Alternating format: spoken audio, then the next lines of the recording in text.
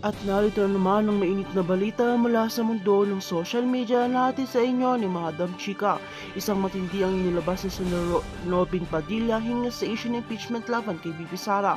Ayon kay Padilla, siya ay labis na tutulong sa mga hakbang na magtulak kay BP Sara na mapatalsik ang kanyang posisyon. Sa isang panayam kamakailan, binigyan din ni Padilla ng mga impeachment ay hindi tamang hakbang at ito ay magiging isang pag-atake sa integridad ng nasabing opisyal.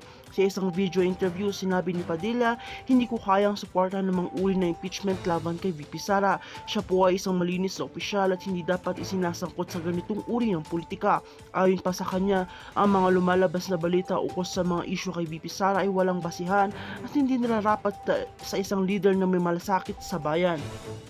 Inihayag ni Padilla na hindi bago sa kanya lamang ganitong uri ng politika ng gobyerno, ngunit hindi anya ito makatarungan lalo na si VP Sara ay nagsisilbing inspirasyon sa maraming kabataan.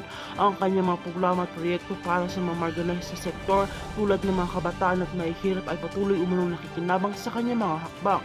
Samantala si VP Sara ay wala pang komento sa mga pahayag maukol sa impeachment, ngunit ayon sa mga malalapit na taga-suporta ni VP Sara, tanging ang mga baseless na akusasyon lamang ginagamit ng mga kalaban para sirain siya. Ayon pa sa kanila, ang mga ganitong uri ay malinaw na taktika upang pabagsakin ang kredibilidad ng Vice Presidente.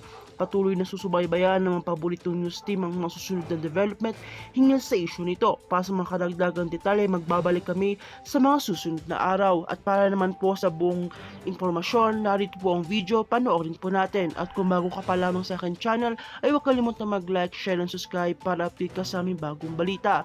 At para naman po sa mga viewers natin dyan, maraming salamat po sa walang sawang pagsuporta.